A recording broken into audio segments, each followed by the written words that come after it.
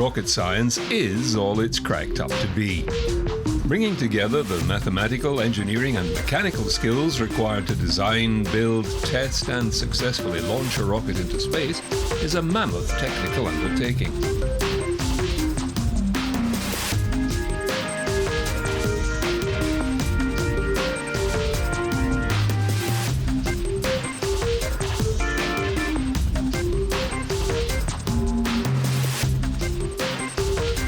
So many countries and corporations have the capacity for launches nowadays that they appear commonplace. 0. Only the keenest science geeks seem to watch them these days, unless, of course, something goes wrong, and then everyone is hooked.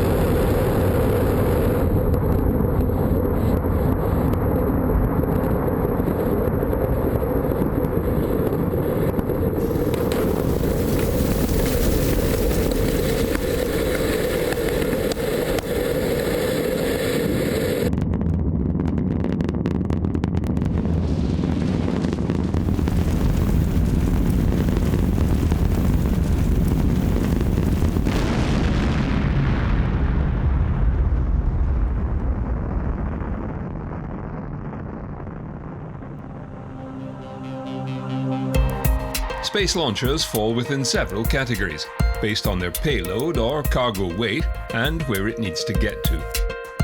The unsung heroes are the commercial satellite delivery systems, providing light and medium lift capability to low Earth, polar or geosynchronous orbit. Many countries such as Argentina, Iran, North Korea and Ukraine boast their own homegrown systems. Even New Zealand, in a joint venture with the US, is developing a budget CubeSat launcher called Electron.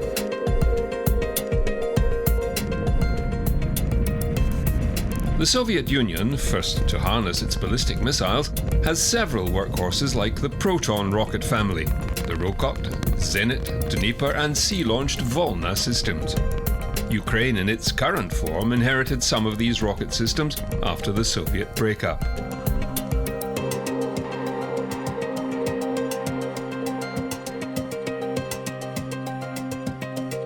Like the Proton, these systems use highly toxic fuels. They will be phased out by 2030 and replaced by the Angara rocket system, which is both environmentally friendly and modular in construction to save launch costs. The Angara rockets are designed to put payloads ranging from 3,800 to 24,500 kilograms into low Earth orbit. The Russian Soyuz rocket, designed in the 1950s, has proved to be the most reliable rocket system ever flown. Upgraded to version 2, it will continue to operate alongside Angara. The Russians are also looking to develop a replacement for their aging Soyuz TMA spacecraft, with several designs already on the drawing board.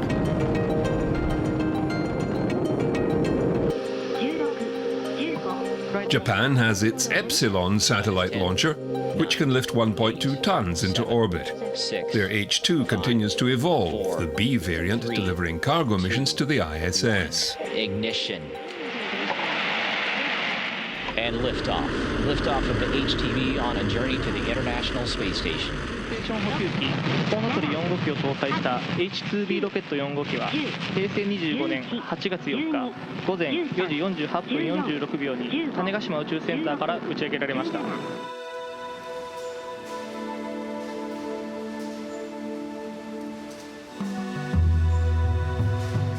India's ISRO space organization has developed a range of vehicles for delivering satellites, either to polar orbit with the PSLV or geosynchronous with the GSLV Mark II.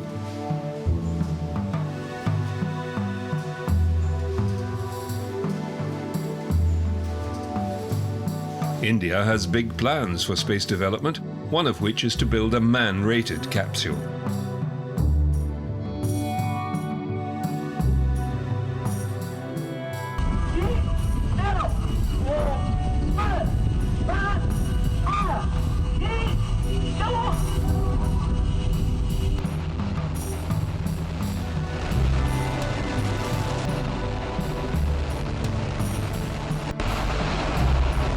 The The Chinese Long March series of rockets has made steady progress and powers China's manned space program. Even they are becoming environmentally conscious as well.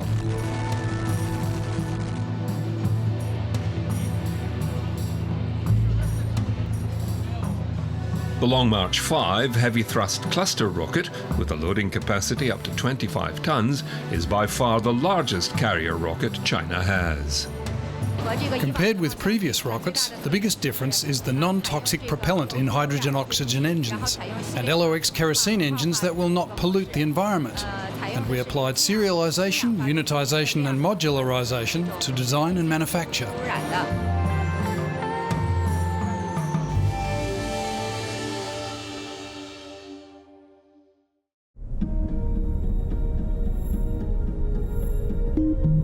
Another major player in launch capability is the European Space Agency ESA, with its facility at Kourou in French Guiana.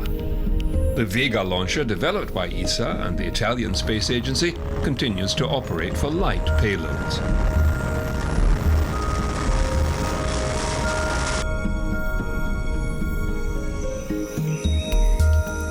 The real European success story, however, is the Ariane 5 heavy lifter, the workhorse for ESA and the CNES. But it too will shortly be replaced by Ariane 6. Currently under development, it will use components in common with the new Vega C rocket.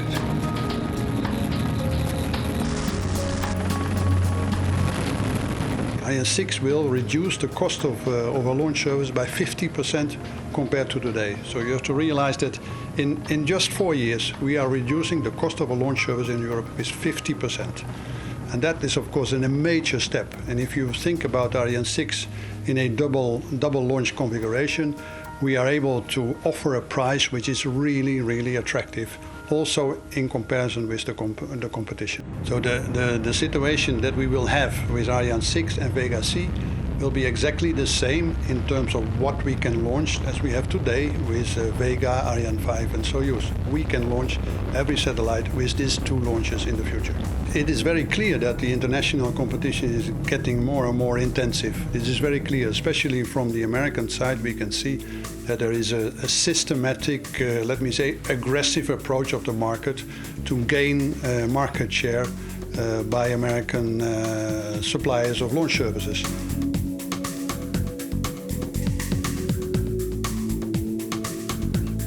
When NASA, intent on pursuing the Orion and SLS deep space system, relegated low Earth orbit to the private sector, the commercial floodgates were opened.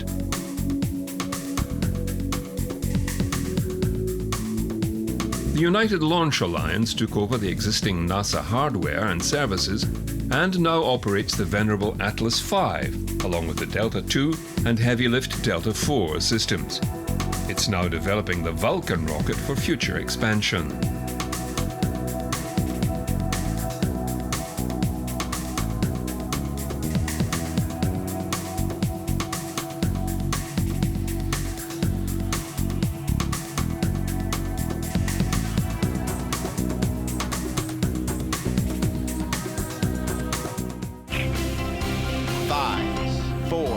We have main engine ignition, 2, 1, and liftoff.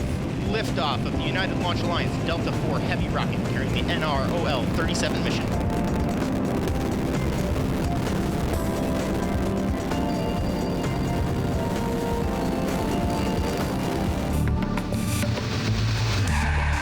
The Vulcan Centaur vehicle will be a high-performance, lower-cost, best value vehicle. We're going to maintain our mission success history that we've had with Atlas and Delta. So we've got two main engine suppliers, Blue Origin with the BE-4, which is a natural gas-powered engine, and we've got the AR-1 from Aerojet Rocketdyne, that is the RP-1 configuration. Both of those teams are making good progress. We've been through CDR with the Blue Origin engine. We've been through PDR. They're both on a plan to get to engine testing this year, and they're both on a path to support our late 2019 launch date. With that mission now opened up to commercial ventures, many companies are rushing to build better, safer, and most importantly, cheaper rockets. Two private service suppliers for NASA are Orbital ATK and SpaceX. These are the first two contracted by NASA for current ISS resupply payloads and planned manned transfer missions. Orbital uses Minotaur rockets, which are in reality the MX Peacekeeper ICBM, which was never fully deployed as a result of disarmament treaties. Orbital has modified these rockets to carry scientific payloads. Their heavy payload launcher is the Antares 230 and 232, which can lift 8,000 kilograms into low Earth orbit, including the Cygnus spacecraft. With the Falcon 9, Elon Musk's SpaceX company is working on the principle of recycling or reusing launch systems to make launches cost-effective. They can now return the main launch stage back to Earth and land it safely, to be refurbished and ready to launch again.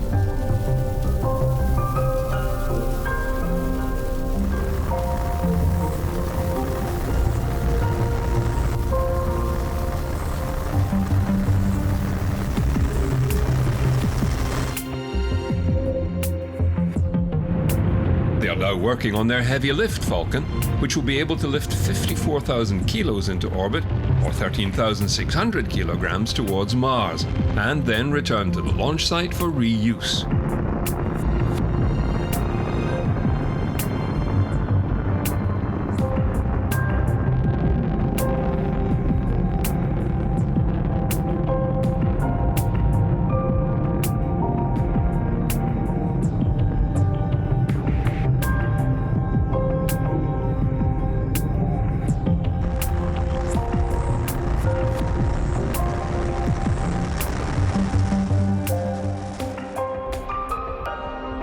Even the Falcon Heavy, however, will be dwarfed by the upcoming NASA Space Launch System.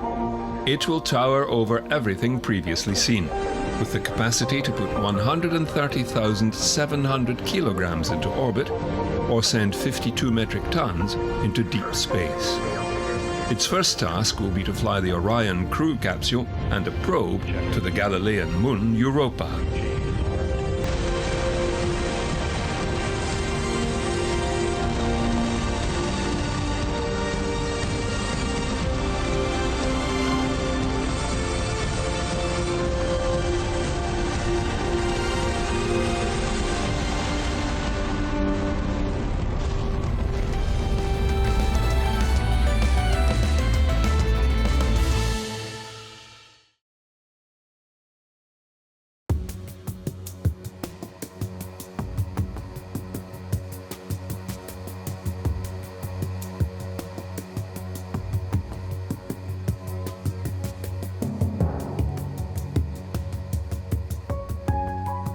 Sending humans into orbit is another matter altogether. Here, launchers have to be incredibly reliable and able to lift very heavy payloads safely. In other words, they have to be man-rated.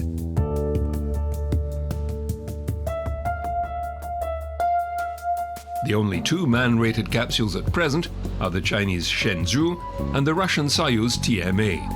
Unsurprisingly, they look very alike. The Russians, however, are looking to the future and a crowded commercial market. Their Soyuz has successfully flown over 120 missions, but a new, cheaper capsule called Federation is underway. It will carry up to 6 cosmonauts and will be competing against NASA's Commercial Crew Development Program, which has Boeing and SpaceX delivering cargo and soon astronauts to low Earth orbit. Aerospace giant Boeing's space capsule, the CST-100 Starliner, is to ferry astronauts to and from the International Space Station. Starliners go. When you're sitting in the capsule on top of a rocket and the final moments of the countdown are happening, it's exciting. It's like being on the top of that roller coaster when you're a little bit scared, but you're really pumped because this is what you've been working for all your life, taking that next step into exploration.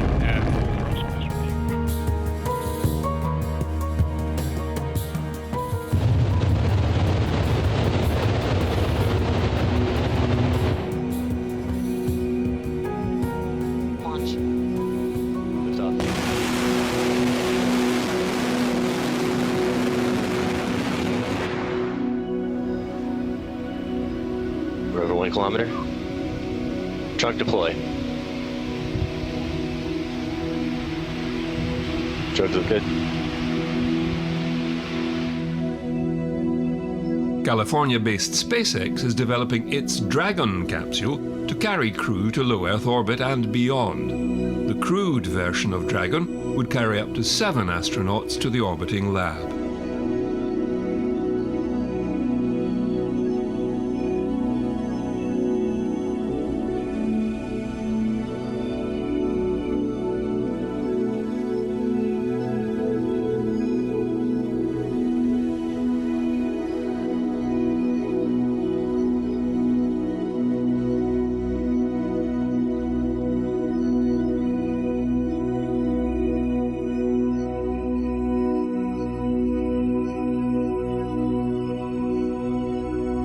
Blue Origin is a strong competitor to both contractors, but its sights are on the tourist suborbit segment. They too have designed their rocket to return to launch for reuse, and their capsule, the Blue Shepard, can hold 6 paying customers.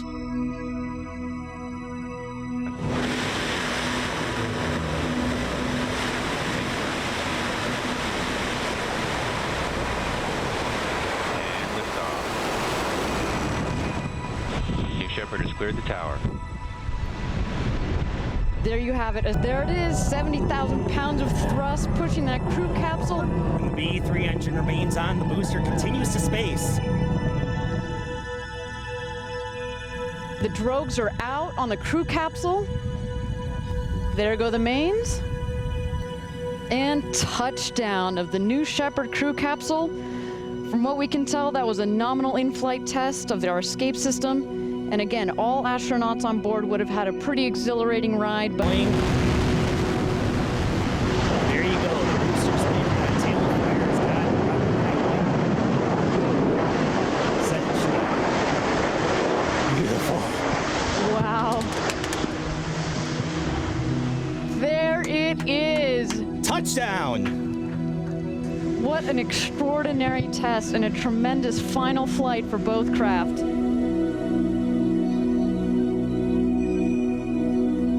Their main rival will probably be Virgin Galactic or Vulcan Aerospace with their air-launched systems.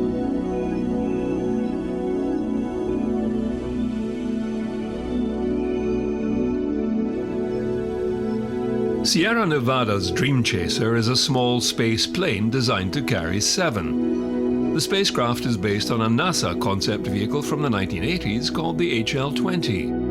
Having failed to secure a NASA contract, Sierra Nevada has teamed up with Vulcan and European interests to further develop a version of the Dream Chaser.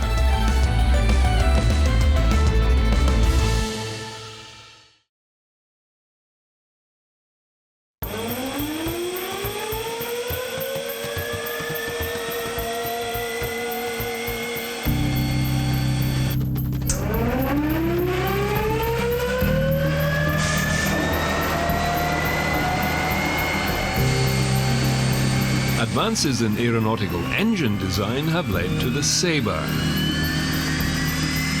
We're actually at Reaction Engines test site at B9. What is very significant about this is that we are in the process of testing a very, very important development in aerospace propulsion, which is a pre-cooler, a device for cooling the air entering the high-speed engine so that the engine can continue to operate pretty much as normal. This means that we're going to be able to fly at speeds of Mach 5 pretty easily in the future. It is in effect a rocket engine burning hydrogen and oxygen. That in itself is not unusual, but whilst in the atmosphere the oxygen is taken from the air, cooled to liquid temperatures and fed directly into the combustion chamber, once outside the atmosphere, the engine resorts to the liquid oxygen carried on board, like a conventional rocket engine. Skylon will be powered by 2 Sabre engines and operate like a conventional aircraft capable of flying directly into orbit, transporting 15 tons of cargo into space, and returning for a runway landing.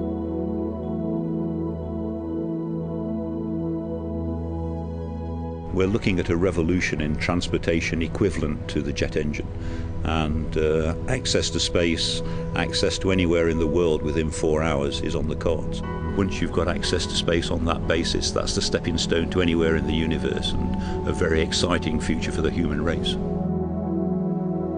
Although government contracts are lucrative for these private companies, many firmly believe tourism is the way to fund future space development. For those cashed-up civilian tourists, Space Adventures team has designed a circumlunar mission using a unique combination of existing and flight-tested Russian technology. The combination of the Soyuz spacecraft and the lunar module will provide ample living space for your approximately 6-day journey and the fuel required for you to leave low Earth orbit.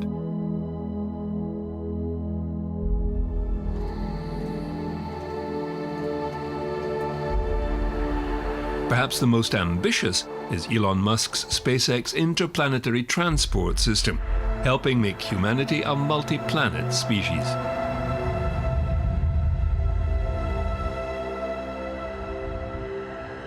The initial design objective of the vehicle is to launch a variety of missions to Mars and other destinations in the beyond Earth orbit portion of the solar system.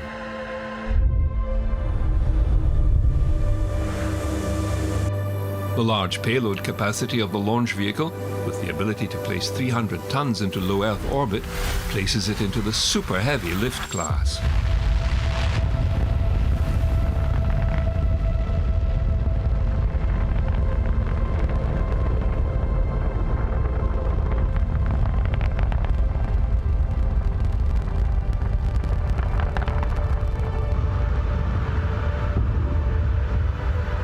The ITS launch vehicle's first stage is designed to be reusable, following a return to the launch site and vertical landing after each launch.